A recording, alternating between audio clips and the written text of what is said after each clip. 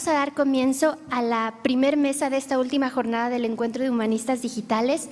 El nombre de la mesa es Herramientas Metodológicas y como primer ponencia me gustaría presentar a Raúl Bazán y Miguel Ángel López, quienes nos hablarán sobre Periódico El Mundo, México 1222-1223, investigación hemerográfica y el uso de las NTI. Adelante, por favor.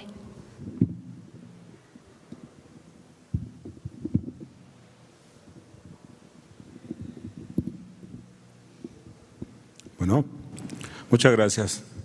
Buenos días a todos. Agradecemos profundamente la invitación a este segundo encuentro de Humanistas Digitales.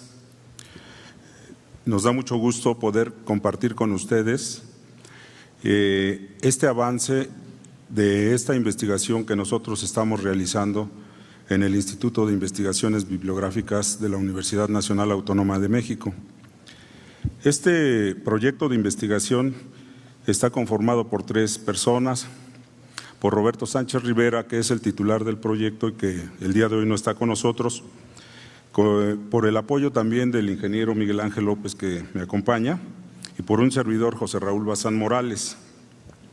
Les vamos a hablar en una primera parte de un personaje mexicano conocido en las letras por su participación profesional en el terreno de las letras, en el periodismo y en la política de principios del siglo XX. Me refiero a Martín Luis Guzmán.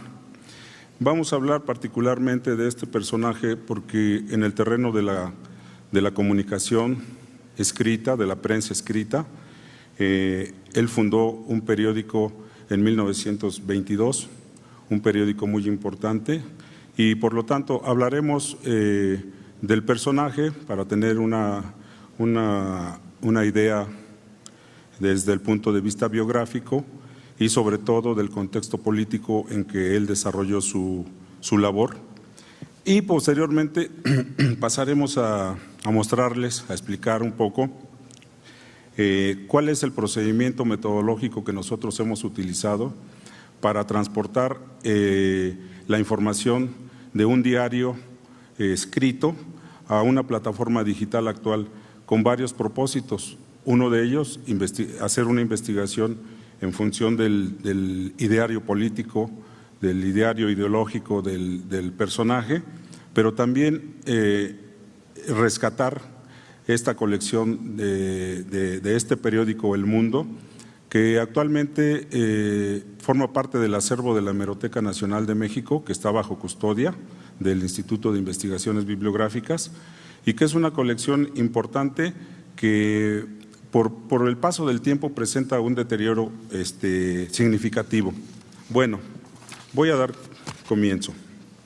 ¿Quién es Martín Luis Guzmán? Martín Luis Guzmán escribió acerca de la vida pública de México en el siglo XX. Su producción es principalmente literaria y periodística.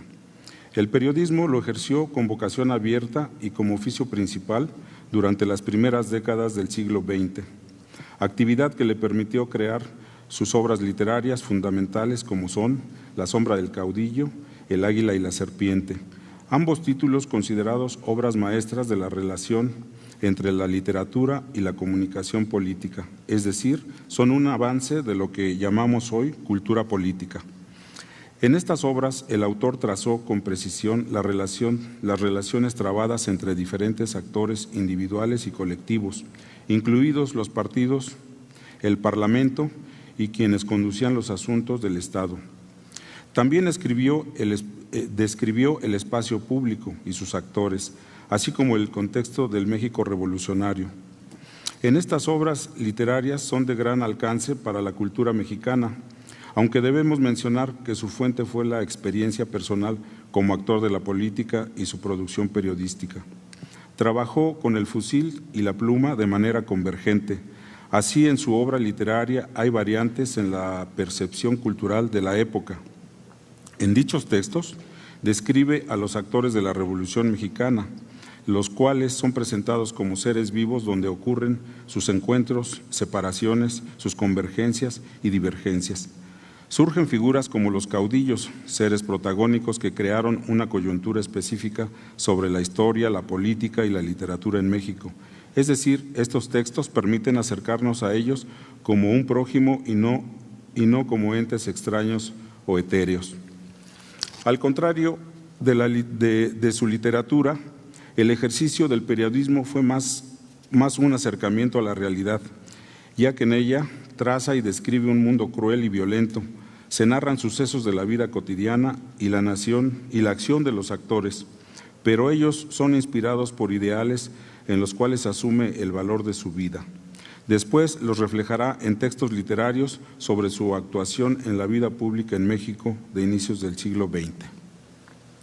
Además del periodismo, la política la ejerció como diputado del partido en el Congreso de la Unión. Guzmán gesta desde estas tribunas la agenda temática en el mundo y con esto pasa a construir la agenda pública.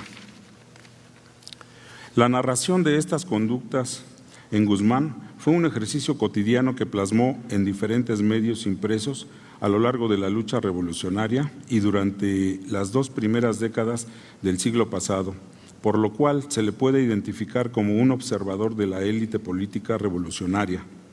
Este autor yuxtapuso el plano llano de la visión periodística con los valores que los actores de su época, puesto que destacaba en cada segmento los nexos establecidos de los grupos sociales y la influencia de cada uno en la valoración de la cosa pública, como el espacio necesario en la construcción de la opinión pública y ganarla para tener presencia política y social. Para resumir, el periodismo ejercido por Guzmán fue un producto tomado de la racionalidad pública y con esto logró trazar los contenidos éticos de cada comportamiento expresado en el escenario político, con lo cual afirma a las relaciones de poder basadas en la irrenunciable decisión de actuar en esa esfera pública.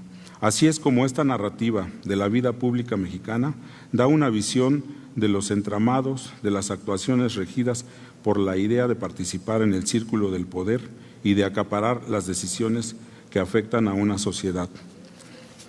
Escritor. Martín Luis Guzmán nació el 6 de octubre de 1887 en el estado de Chihuahua, México. En los diferentes escritos sobre él se le considera novelista, ensayista, periodista y militar. Desde muy joven se dedicó al periodismo, pues tiene registro de que en el puerto de Veracruz a temprana edad fundó un periódico de tipo escolar, el cual servirá para orientar su vocación literaria y su futuro político. Al respecto, Andrés Luna, uno de los biógrafos, escribió, comillas, adolescente de 14 años se asoció con un condiscípulo y juntos publicaron un periódico, La Juventud, hojita quincenal destinada a influir en las costumbres de su época, cierra comillas. Inquieto y perspicaz debido a su sólida formación humanista y a la influencia familiar, entró en la esfera pública en 1911 como miembro del Ateneo de la Juventud, además de matricularse en la Escuela Nacional de Jurisprudencia, donde obtiene el título de abogado en 1913. Durante el gobierno del presidente Madero se desempeña como empleado en la Escuela de Altos Estudios y como profesor en la Escuela Superior de Comercio. Al mismo tiempo es miembro del Partido Constitucional Progresista. Abrazó la vida civil a diferencia de su padre, que fue militar de carrera. Sin embargo, debido al golpe de Estado contra el presidente Madero, se vio obligado a retirarse de su función como profesor y empleado para pasar a las filas de la Revolución Mexicana. Fue en este proceso donde encontró compañeros con los cuales militó contra golpistas y también lo llevó a ejercer la militancia política y el periodismo de forma conjunta. Formado en el liberalismo, sus preocupaciones fueron de índole política, por lo cual pronto se incrustó en la vida pública, la cual era convulsa en esa época. Esto provocó que comprendiera la importancia de los actos y acontecimientos que ocurrirían a su alrededor. También percibió perfectamente el ambiente y las formas que empezó a desarrollarse, es decir, advirtió cómo eran presentadas y representadas en diferentes segmentos sociales. Su experiencia en las filas del Ateneo le permitió establecer procesos de cognición de la época, mismos que fueron de utilidad en el desarrollo de su vida como escritor. Guzmán osciló entre diferentes actores políticos de relevancia en el movimiento revolucionario. Lo mismo estuvo con Venustiano Carranza que con Francisco Villa. De su relación con este último, concibió dos magníficas novelas, El águila y la serpiente, de 1928, y Memorias de Pancho Villa, de 1940.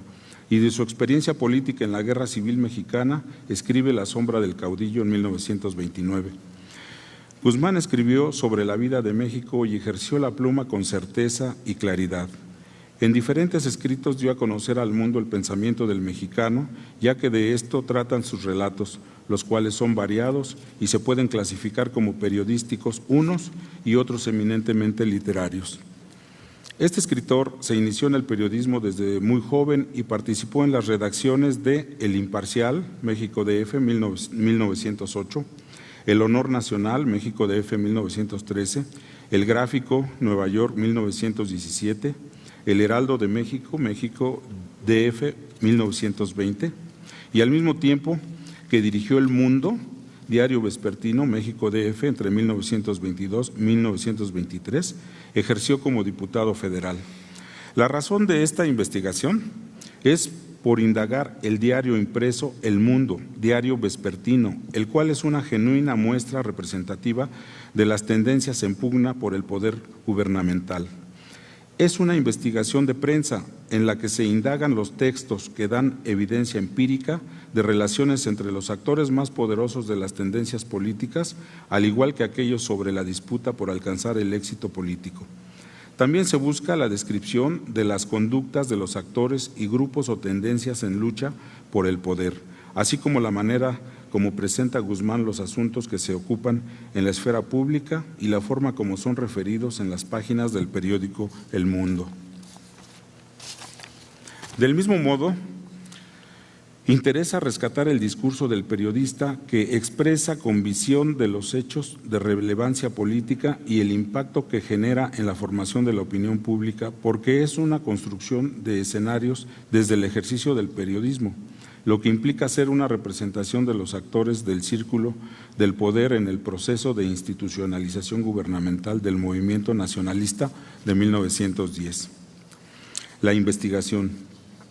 En esta investigación se aplica la tecnología de la información y comunicación, la cual comienza con el proceso de digitalización de la colección de ejemplares del mundo, localizados en la Hemeroteca Nacional. También se elabora una base de datos con estructura para capturar la información hemerográfica de los diferentes textos del autor, tanto de información como de opinión, las cuales se dividen en tres áreas: referencia hemerográfica, resumen y texto completo. El periódico El Mundo fue publicado en la Ciudad de México y durante los años 1922 y 1923, de circulación vespertina, mismo que estuvo dirigido por el propio Martín Luis Guzmán. Por su presentación, contó con formato de tipo estándar, consta de 8 páginas regulares, con información considerada como general, preferentemente económica, política y de anuncios comerciales o publicidad.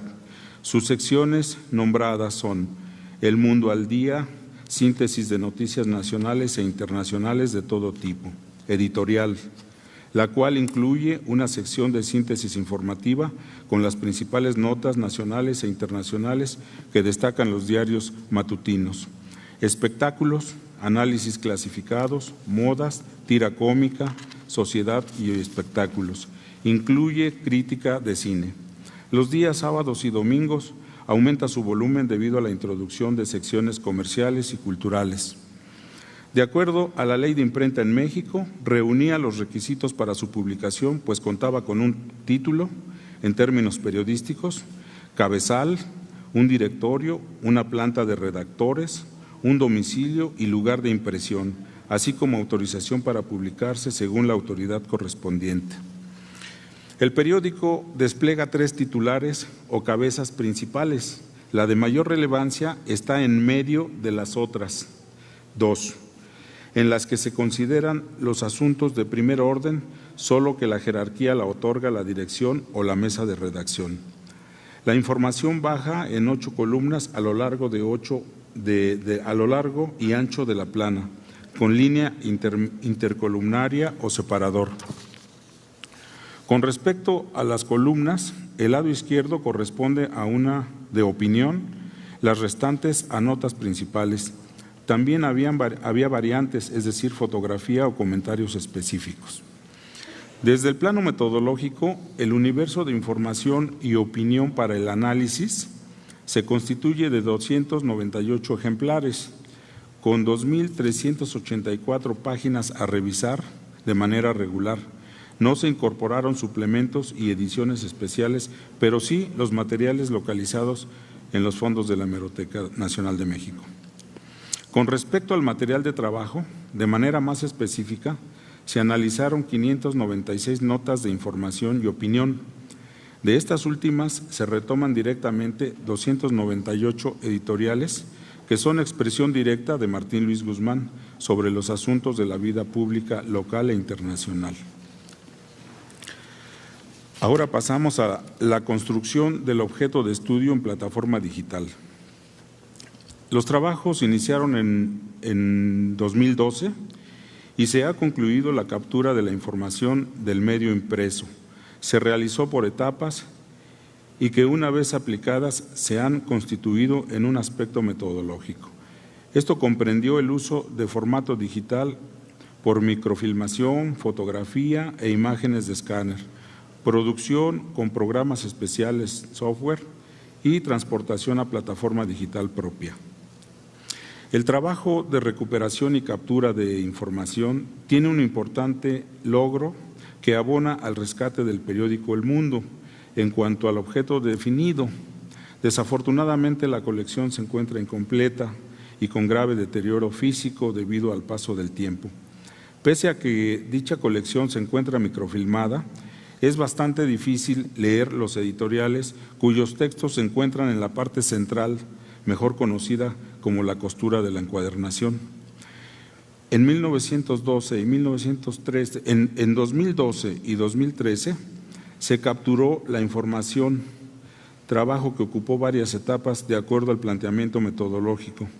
Estas etapas son las siguientes: 1. Revisión de la hemerografía propuesta. 2. Cotejar los documentos con registro en la Hemeroteca Nacional de México y el Fondo Martín Luis Guzmán en custodia del Archivo Histórico de la UNAM. 3. Elaboración de los registros periodísticos correspondientes a la actividad de Martín Luis Guzmán en el periodo comprendido entre 1922 y 1923 como editor del Mundo. 4. Creación del universo de análisis. 5. Digitalización de portadas, editoriales y cartones políticos de los 298 ejemplares existentes. 6. Selección del material específico. 7. Registro y clasificación de las notas seleccionadas. 8. Producción de una base de datos con registros hemerográficos de texto e imagen. 9. Producción de los índices del material seleccionado. 10. Análisis de contenido y textual del material seleccionado. 11. Redacción del ensayo sobre la investigación del periódico El Mundo y la parte del periodismo que compete a Guzmán. 12. Organización del Seminario de Cultura Política Mexicana bajo la responsabilidad del proyecto de investigación Sistematización de Prensa Metropolitana, Nuevas Expresiones de la Cultura Política en México, el cual tiene como marco de desarrollo académico el Instituto de Investigaciones Bibliográficas. El estado actual. Por lo tanto, nos encontramos concluyendo el punto 10, que es el análisis de contenido y textual del material seleccionado. Con el apoyo técnico del ingeniero Miguel Ángel López, miembro del proyecto, que está con nosotros, hemos recurrido a la captura de la información con fotografía digital y su reconocimiento mediante OCR, reconocimiento óptico de caracteres. Sin embargo, no fue suficiente para resolver el problema de la ilegibilidad de los textos incrustados en las costuras de la encuadernación, por lo que se recurrió a la corrección de los textos, cotejando el periódico original con los textos digitales y completar letras y palabras ubicadas donde el ojo de la cámara no logró llegar, al igual que el microfilm. Así fueron capturados los textos de forma integral vía fotografía. Concluida la captura digital con fotografía, se obtuvieron un total de 654 fotos, de donde se extrajeron 441 textos editoriales con su reconocimiento de caracteres y 890 imágenes que desglosadas corresponden a 318 portadas del periódico, 329 textos editoriales, así como 243 cartones políticos. Una vez procesadas las imágenes, se almacenaron en formato TIFF y JPG. Con los textos reconocidos y corregidos, se procedió a procesarlos y a generar sendos archivos PDF que se utilizará en la herramienta Greenstone 3 y el otro en formato Flash, que se utilizará para la presentación en la página electrónica del seminario. Estas imágenes conforman la plataforma digital en construcción, que en términos llanos es una base de datos interactiva visualmente, siendo una herramienta digital para el lector que la consulte. Presentación de portadas o encabezados de editoriales y de cartones políticos que en la mayoría de los casos tienen referencia temática con las editoriales, dado que regularmente aparecen al lado derecho de las mismas en la página 3 del periódico. Los textos que se conservan en archivos Word se utilizarán para procesarlos en su totalidad mediante una herramienta que analiza los textos. En la siguiente etapa de la investigación se realizará la interpretación del contenido de la información del mundo con programas computacionales de análisis de texto, lingüístico y de imagen. Se busca establecer la relación entre los encabezados y los editoriales. Relación del tema editorial con el tema del encabezado puede ser inmediato o mediato. Otra relación por establecer es la del cartón político con el encabezado y a su vez con el editorial, e identificar la variable principal. Identificar los temas editoriales y la agenda pública de la época. Identificar las principales categorías o conceptos del análisis politológico que hizo Martín Luis Guzmán en el diarismo y cómo son recuperadas en la obra literaria ya mencionada. Conclusiones. Este análisis de prensa permite ensayar sobre la transferencia de textos impresos antiguos al formato digital y construir nuevos objetos de estudio. A partir de la aplicación de las nuevas tecnologías, se puede transferir la información y construir nuevas plataformas de naturaleza digital. Muchas gracias. Sí. Muchas gracias a nuestros ponentes. Nuestra segunda ponencia estará a cargo de Peter Robinson de la Universidad de Saskatchewan y Bárbara Bordalejo de KU Leuven. Ellos tienen una larga trayectoria en el desarrollo de herramientas y metodología para las humanidades digitales, así que me da muchísimo gusto presentarlos. En esta ocasión ellos nos hablarán y nos presentarán Textual Communities and Editing for Everyone. Good morning. I will begin with a small introduction, then we'll show one video with me commenting, a second video with Barbara commenting in Spanish, so everyone should understand something. So we have a very simple aim, one aim only. So everyone should be able to make an edition like Shaw's Commedia. This took us 20 years of work, a lot of money, a lot of effort. We had to make software, we had to make tools. The result was, we show you a little bit of this. So the opening page, and we go from there into the edition, to the image of the manuscript, a transcription, which we expect. We also have, for every word, if you click on the word, you get the variants appear at the bottom of the page. I can make this actually full screen, okay? We also have a comparison for every word, for every line, in every canto, of the Inferno, Purgatorio, Paradiso. We have a collation with a metrical analysis. We also have the original spelling. But mostly what we have is an analysis made by Shaw of the textual tradition of the Commedia. Here first Petrocchi's stemma, and then the argument against Sanguinetti, the version of Sanguinetti, which claimed that two manuscripts were not related, and our work based on a complete collation to argue that these two manuscripts were related.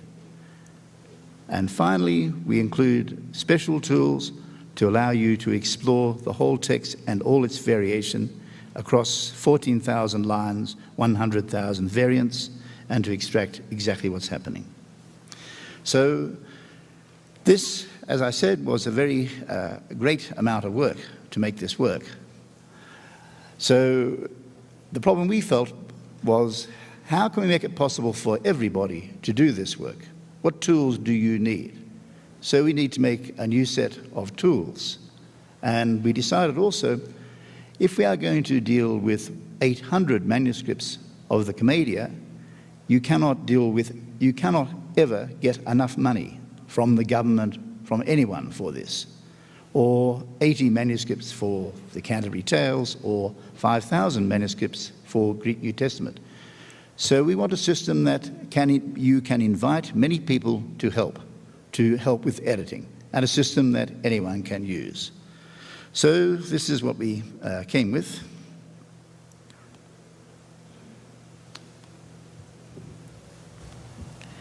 Este es Comunidades Tales, que es un sistema que hemos diseñado en la Universidad de Saskatchewan.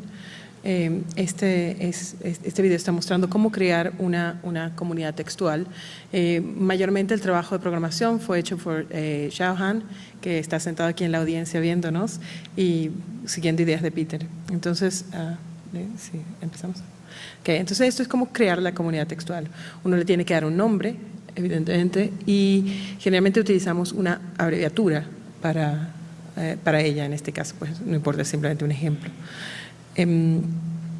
Después tomamos documentos, queremos añadir textos que estén ya en XML, entonces XML, perdón, y los subimos y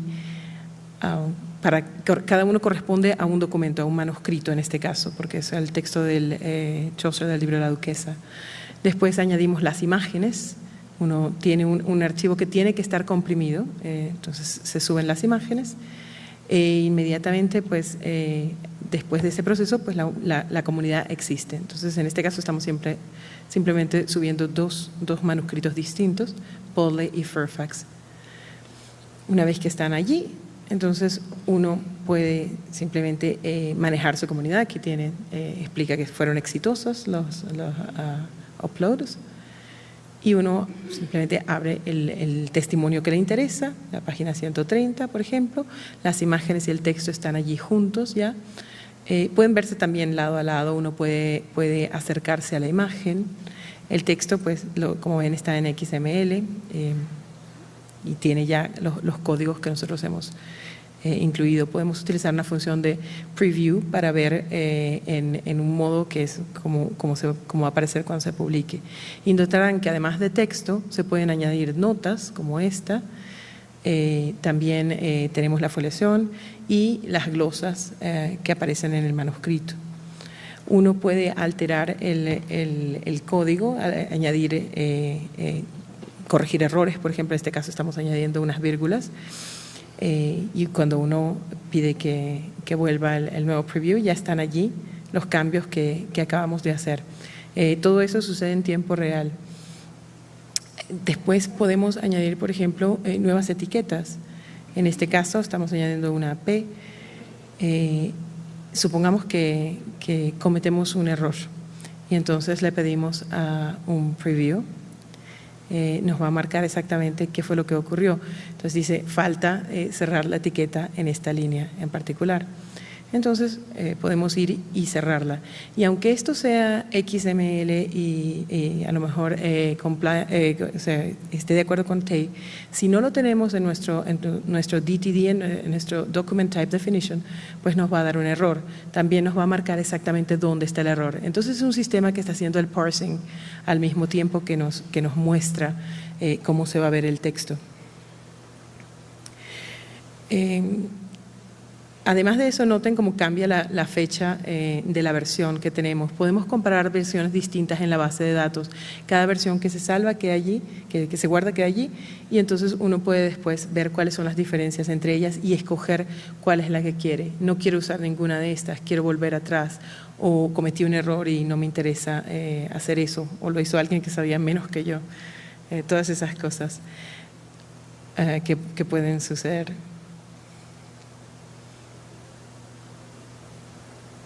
Entonces, ahora esta es la parte administrativa del sistema donde pueden añadirse nuevos textos, nuevas imágenes, nuevos documentos, nuevos testimonios.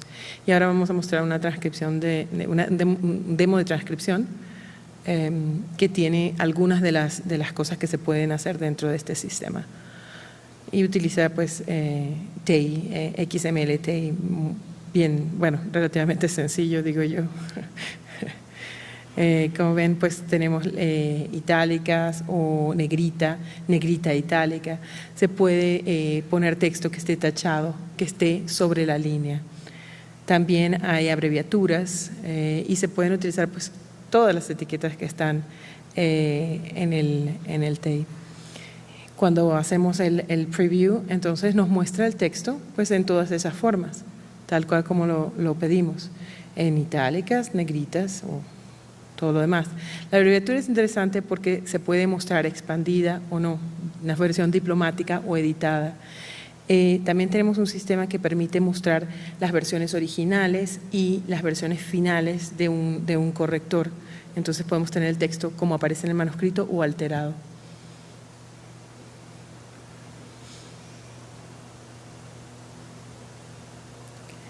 Uno puede pues, manejar quién participa de la comunidad textual, puede invitar a otros miembros y darles distintas tareas para que ellos cumplan y siempre ver quién es el que hizo qué cosa.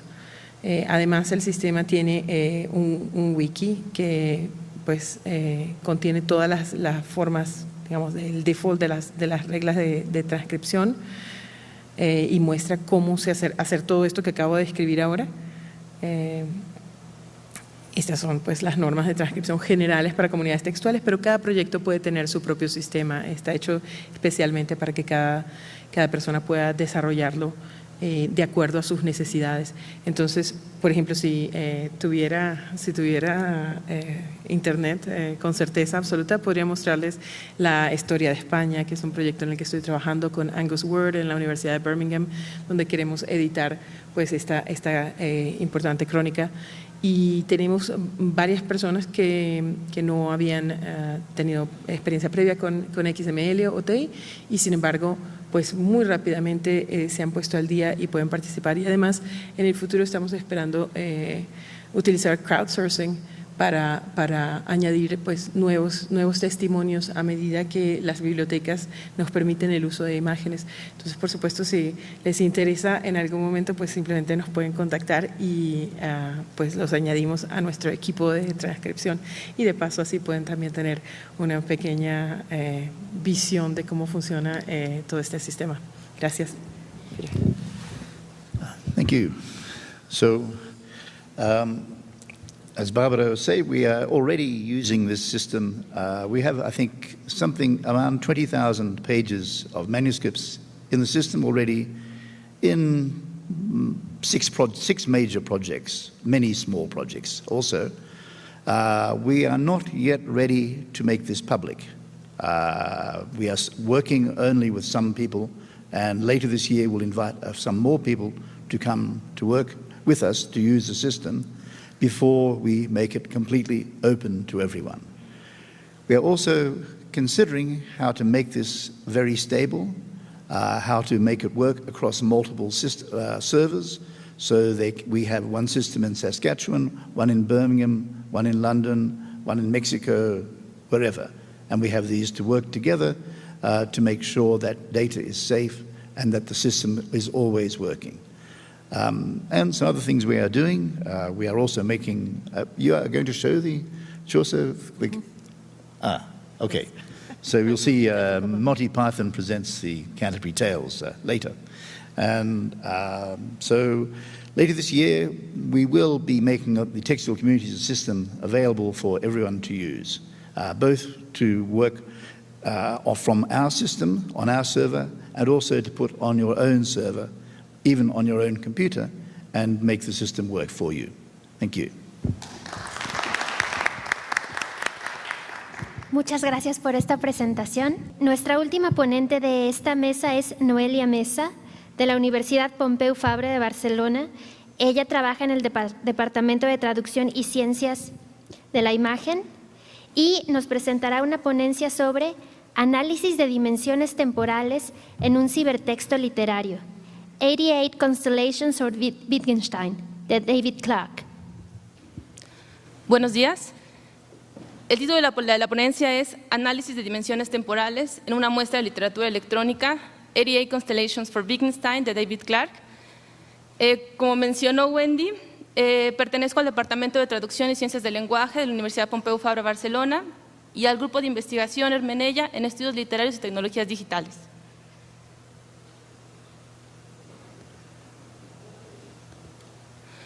Lo que vamos a hacer hoy es entender qué es la literatura electrónica, cuáles son las fuentes de difusión. Intentaré mostrar una constelación de las 88 constelaciones de Wittgenstein, de esta muestra de literatura electrónica. Voy a compartir con ustedes la metodología de análisis que proponemos para el análisis, para la comprensión de esta nueva propuesta de literatura. Dentro de esa metodología analizaremos la descripción paratextual de 88 constelaciones dentro de la antología seleccionada, la temporalidad, una propuesta de análisis de temporalidad en literatura electrónica, la temporalidad en Casiopea, que es una constelación específica, y bueno, un pequeño homenaje al Tractatus Logico-Philosophicus de Wittgenstein. Quiero empezar con esta cita que, la utilizó Joseph Tabby en un epígrafe que escribió para, exactamente en un ensayo que se titula Toward a Semantic Literary Web, Setting the Direction for the Electronic Literature Organization. Y es, you didn't see the thing because you didn't know how to look, and you don't know how to look because you don't know the names. Que nos hizo mucho pensar cuando analizábamos estas nuevas propuestas, qué encontrar, qué buscar, qué comprender, qué aprender y qué analizar.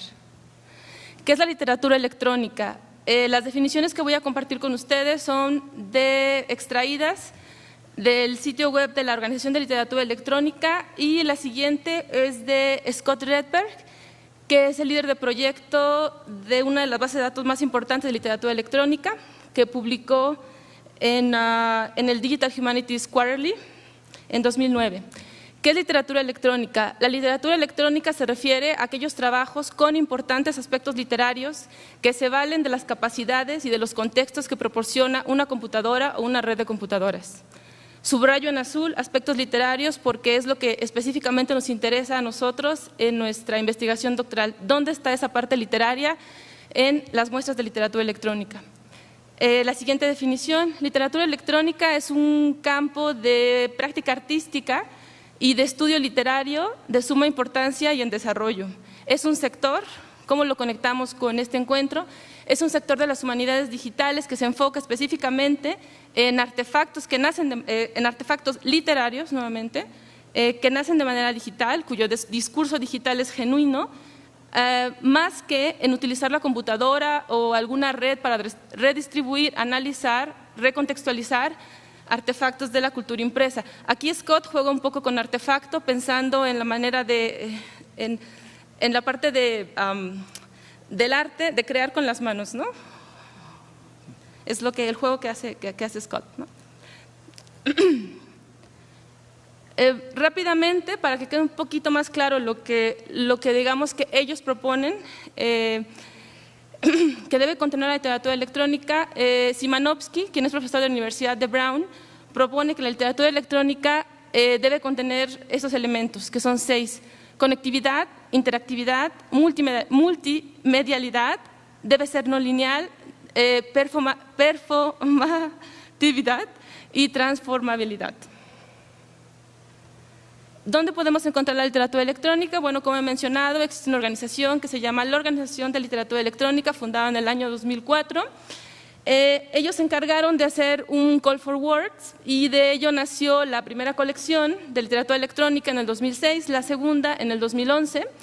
Además, el otro proyecto muy grande es el MSIMP, que comienza en el año 2007, y bueno, ahí tengo 2013, pero estamos en 2014, y del MSIMP nace la Antología Europea de Literatura Electrónica, editada en el año 2012.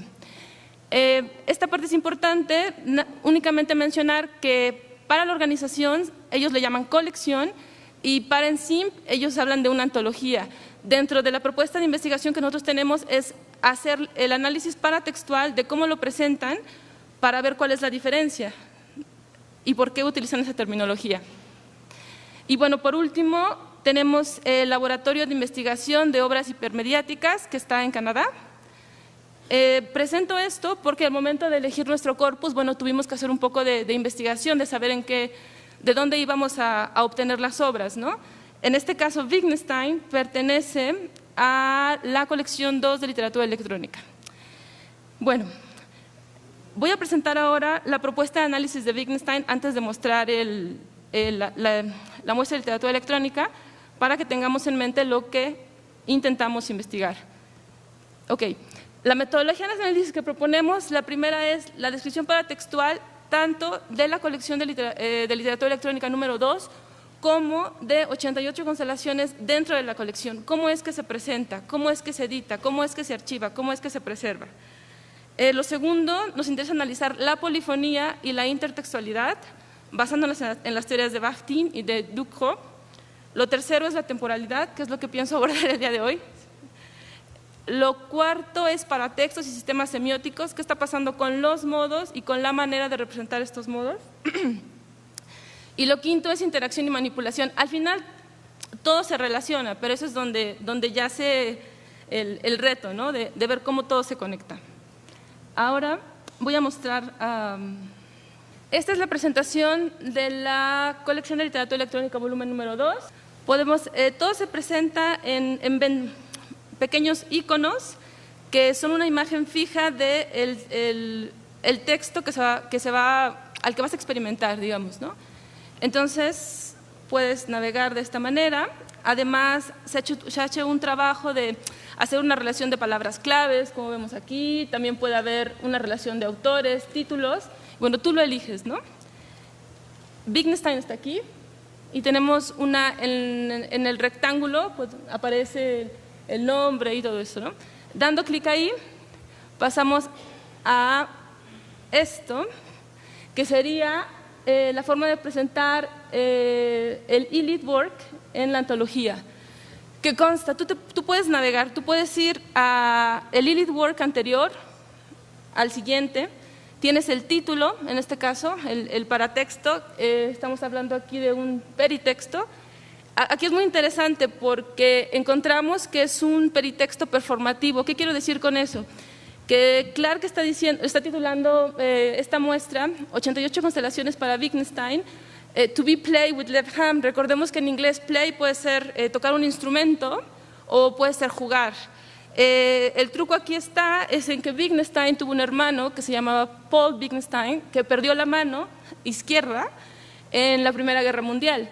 Entonces hay un juego muy interesante porque cuando tú experimentas Wittgenstein tú puedes anexar diferentes sistemas semióticos con la mano izquierda, entendiéndose audio, figuras o texto lingüístico, ¿no? Y eso significa que es un peritexto performativo porque te está indicando lo que vas a experimentar.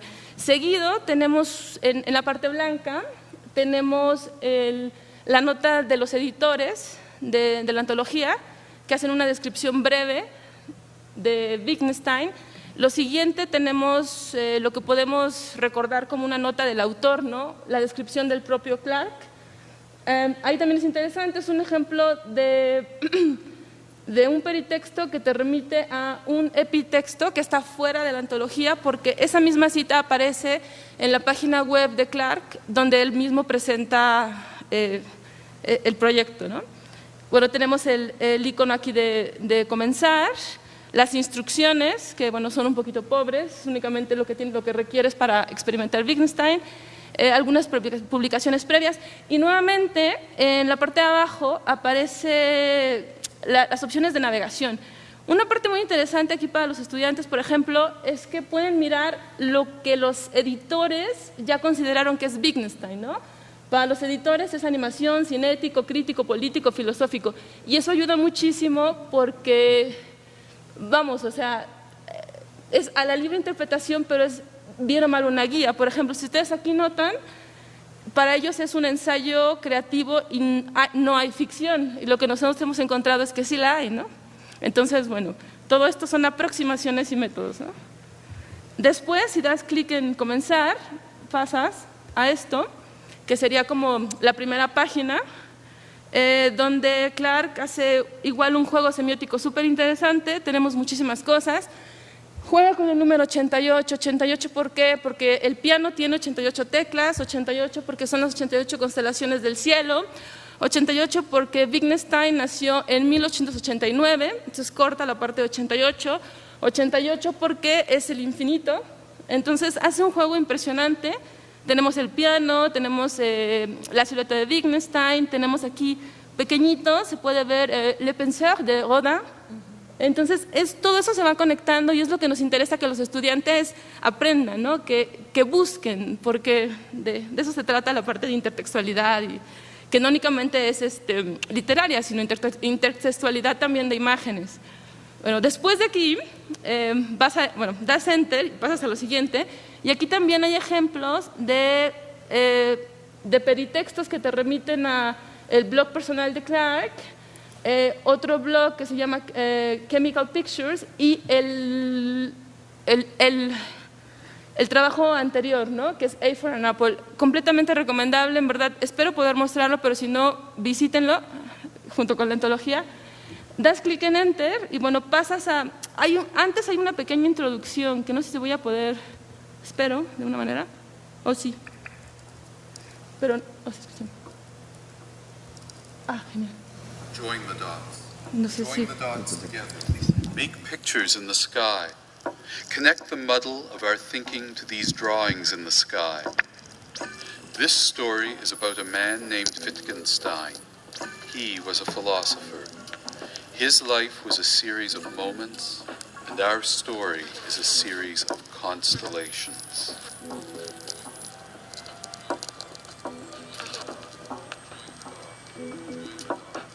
Join the dots.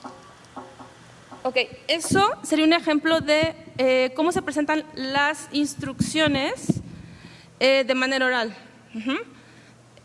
Que también es interesante porque los chicos, bueno, aunque tienes las pequeñas instrucciones en la presentación de la antología, pero aquí Clarke hace su propia introducción y te da las direcciones de lo que tienes que hacer, ¿no?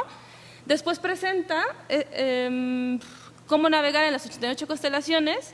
Y bueno, tú eliges, ¿no? Esto es un poquito recuerdo de Rayuela, que aparece por aquí, que Clarke te da un tablero, no sé si podemos verlo, es que es un poquitito opaco, pero te da un poco de tablero de inicia donde quieras, ¿no?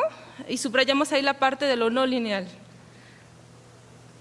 Nosotros hemos decidido empezar, como son 88 y es tan grande, decidimos trazar un trayecto, ¿no? Y nosotros comenzamos con Casiopea, que está aquí, y Cassiopeia was a queen who was both beautiful and vain. Her vanity was to cause her great distress. As a punishment, Poseidon put Cassiopeia in the heavens on a chair that revolved around the North Pole, so that half the time she was obliged to sit upside down. In his recollections of Wittgenstein, Norman Malcolm notes an uncharacteristically whimsical moment. Once, when we were walking across Jesus Green at night, he pointed at Cassiopeia and said that it was a W, and that it meant Wittgenstein. I said that I thought it was an M, written upside down, and that it meant Malcolm. he gravely assured me that I was wrong. For the Greeks, the W was Cassiopeia's crown as well as a chair. Is it a W or an M? A chair or a crown? A blessing or a curse? It all depends on how you look at it. It depends on your point of view. The world of the happy man is different from that of the unhappy man, Wittgenstein once said. Wittgenstein struggled with his vanity throughout his life. He was repulsed by his arrogance, and yet he aspired to greatness. In a diary written when Wittgenstein was a soldier in World War I, he wrote, "Oh, how I wished that I could have been something. How I wished that I could have blazed across the sky like a star." Ok, eso es Cassiopea. Y bueno, lo que hice aquí fue jugar un poquito con esta parte de la mano izquierda, que lo puedes manipular. Obviamente, Clark lo hizo con W o con M, ¿no? Y lo que aparece es la corona, ¿no? Tengo que ir un poco rápido. Vamos a esta parte.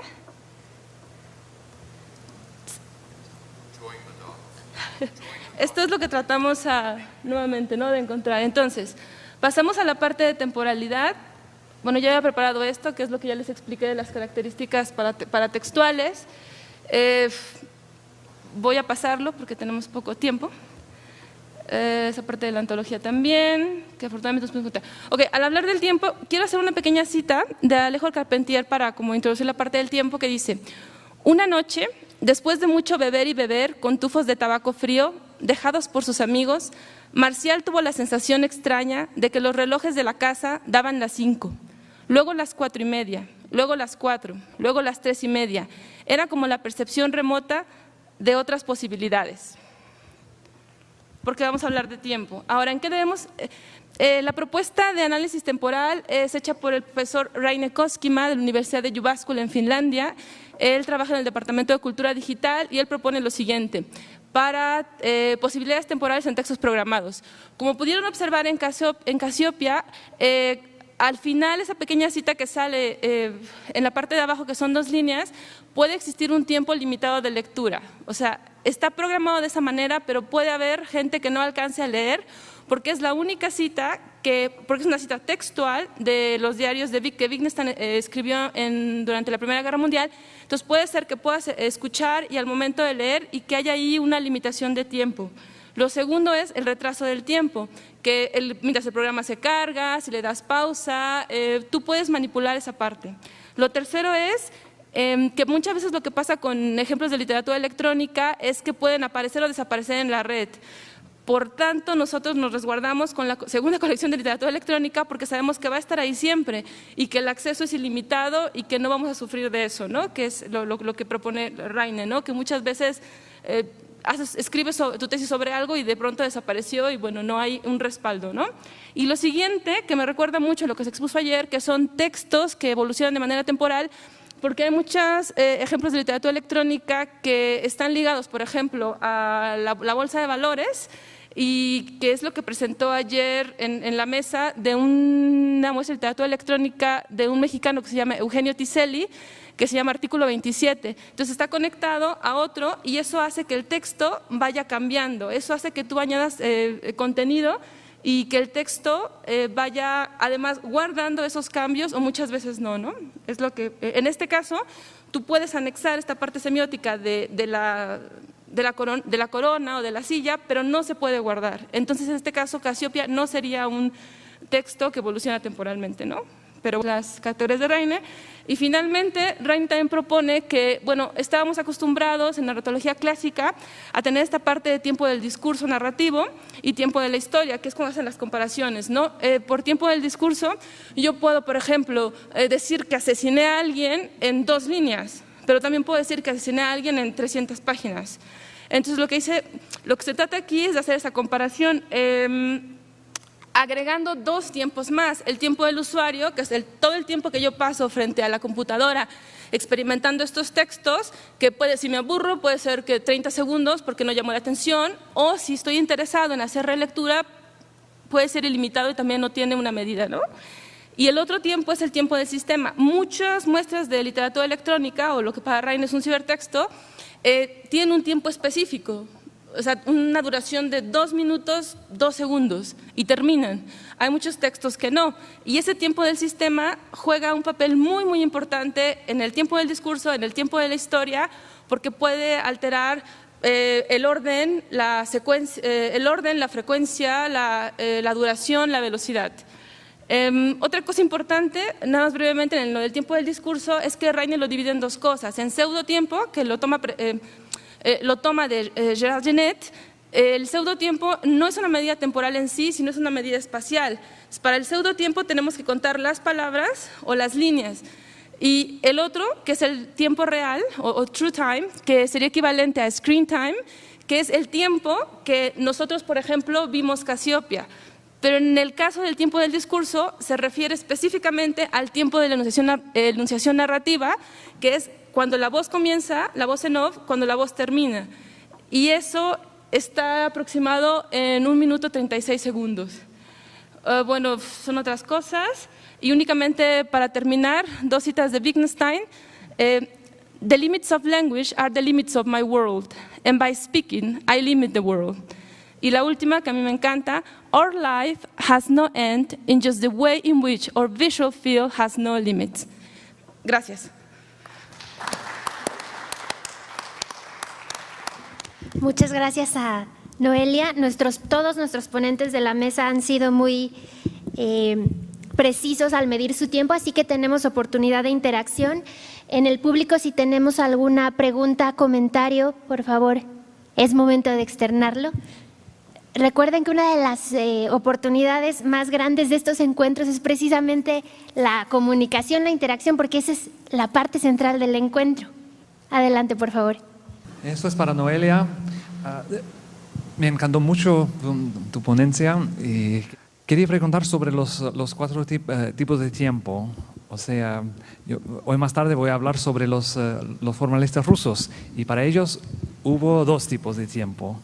O sea, como discourse y story, que lo llamaban fábula y sujet. Pero aquí tenemos 4. Mi pregunta es si eso quiere decir que los cibertextos, los hipertextos son fundamentalmente diferentes, distintos a los tradicionales. ¿O es solamente una nueva manera de estudiarlos? Es una aproximación de metodología y bueno, a ver, el punto aquí sería que centrar el análisis primero en lo que conocemos, la narratología clásica, que como tú bien mencionas, en el caso de los formalistas rusos, en nuestro caso que estamos utilizando esto es, bueno, lo toma Raine de Genette, ¿no? Pero finalmente todo va por ahí. Entonces, digamos que es únicamente complicar la situación anexando los otros 2 tipos de tiempo y en verdad que altera completamente, hemos descubierto que altera completamente la parte de orden, frecuencia, duración y velocidad. O sea, sí se puede y todo eso nos lleva también a otra cosa que es, todo se altera a partir de la manipulación. O sea, tú eres quien lo hace, ¿no? Y en verdad que los resultados son muy interesantes, pero sí digamos que esa sería una expansión de narratología clásica, por llamarlo así. Y es una propuesta, porque lo que sucede con estas creaciones es que la teoría nace a la par, ¿no? de esto, ¿no? Tienes que ir haciendo literatura comparada entre lo que ya conoces y estas cosas nuevas, pero también de ahí nace lo que es la teoría de nuevos medios. Y bueno, puedo pasarte los artículos de Raine y el otro chico se llama Markku Eskelinen, que también son muy interesantes de cómo se juega todo con el tiempo. Tengo otras, si se pueden. For Peter. Hello, Grin. Thank you very much. It was wonderful. I wanted to ask whether your textual community's interface has any way to produce traditional printed editions. Is there a sort of clean export function that does what we used to want to do and may still? Absolutely. I didn't explain, but sorry. One very important part of the textual communities system is a API, application programmer interface, that allows you very easily to extract any kinds of materials with great richness from the underlying database, which reflects the XML. So, and then you can take that, bring that out, and process that in many, many ways on other websites, or you can very easily feed it through a website or through a processor and create PDF files, which would be standard print editions. So you could quite straightforwardly convert the textual apparatus from electronic XML form into footnotes on a page. You could convert the text so that, like the preview, you see that in the preview system, which all we do in the preview is simply apply some simple scripts to convert the XML into a clean text without all the brackets. So by slightly changing the files we use, you can produce very clean printed text with just the text and some footnotes, cross-references, and so forth, in a very straightforward way. Really, everything you can do with XML, and particularly Text Encoding Initiative XML, you can do with this system. And it's designed so that if you don't like our interface, you can make your own interface.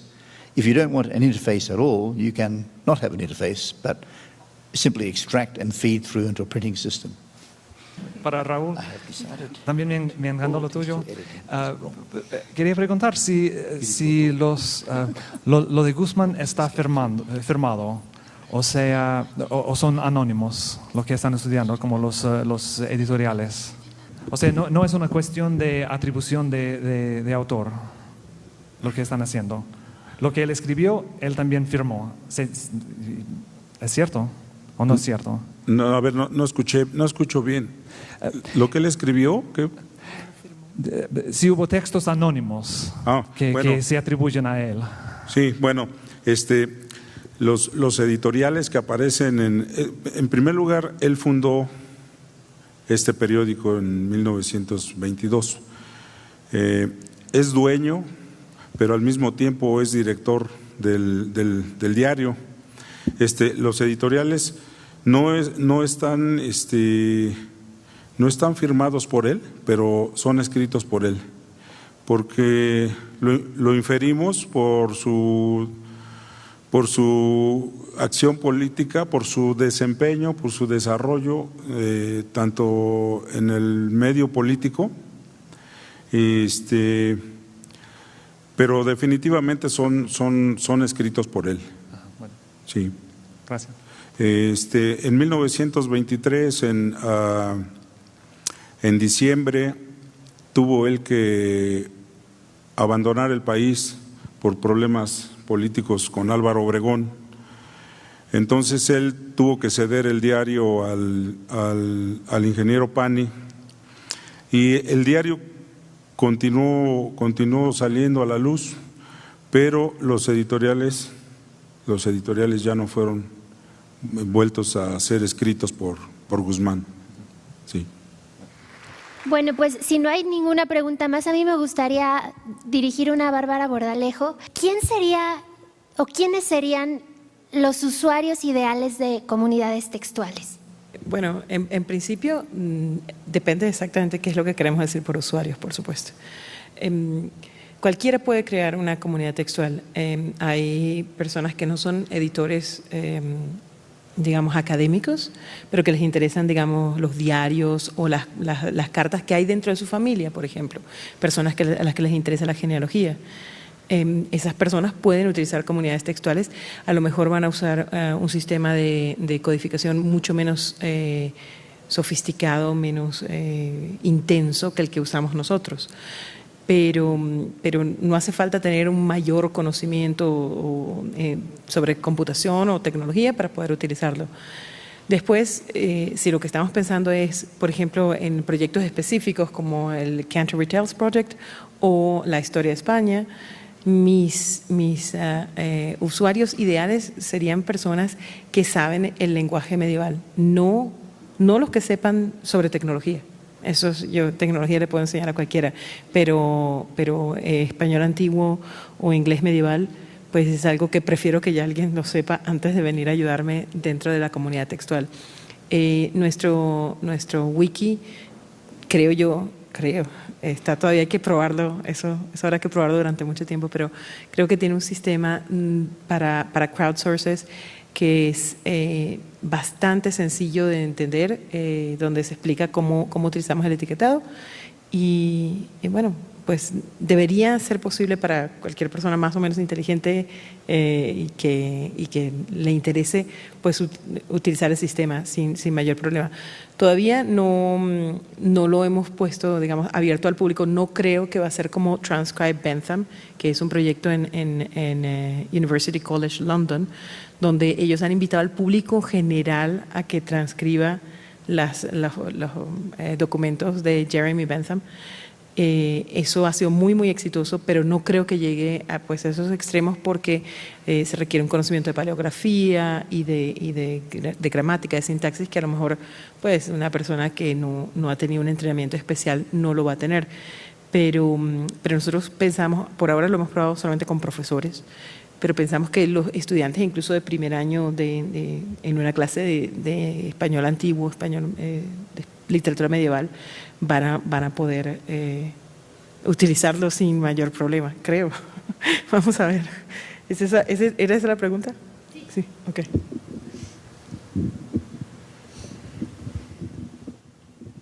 Bueno, pues si no tenemos algún otro comentario o alguien quiere decir algo más, les agradezco mucho su presencia. Gracias.